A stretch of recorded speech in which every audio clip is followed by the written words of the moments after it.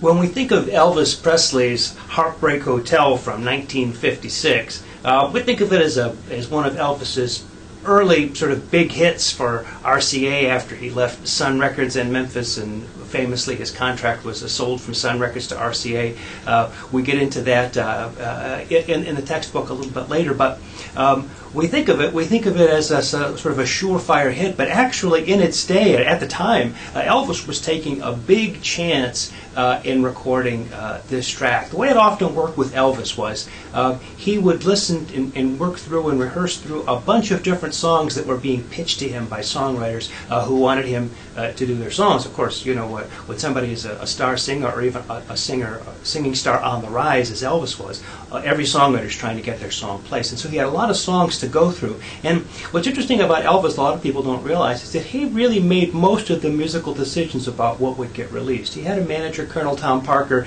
and Colonel Tom Parker made most of the business decisions. When it came to music, Elvis made those decisions. He would work through a lot of different tunes as he was thinking about what the next record would be, and he would reject a lot and choose the ones that he thought, you know, he could do the best job with, that he liked, that he thought would be right for him. And then RCA was pretty much forbidden from releasing anything that Elvis had maybe recorded but rejected. Heartbreak Hotel was a track that he really wanted to do, but the people at RCA, as the story goes, thought that the song was a little bit too moody and dark in certain kinds of ways, and they wanted something maybe a little bit more sort of brighter, like That's All Right Mom, or something that was sort of in this new rock and roll style. You can hear the people at RCA, the studios in Nashville, trying to get something like the sound that Sam Phillips was getting on those earlier Elvis Presley recordings at Sun, the slapback echo and that kind of thing. But Elvis took a big chance on this tune, and why it is that he wanted to do it, we'll never quite know exactly what was going on through his head, but from listening to it,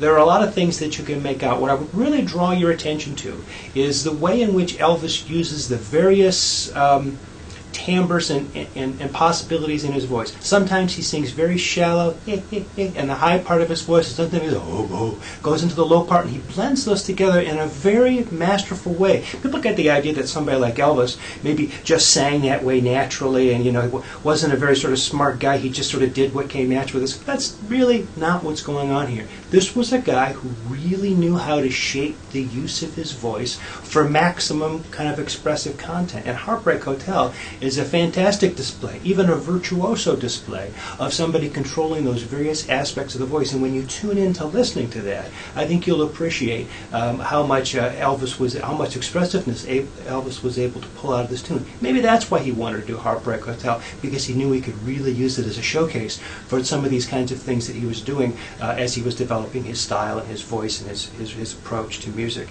As we look at the piece from a structural point of view, again, it's a 12/8 piece, a shuffle piece of the type that we find a lot in the mid-1950s. It's a simple verse form, in fact, a very clear, simple verse form, where the music essentially just does the same thing from verse to verse to verse. But in this case, we've got 8 measure verses. They're kind of based on a 12-bar blues with some compressing going on to get it to sort of work out to 8 bars. But that's what happens, 8 bars again and again.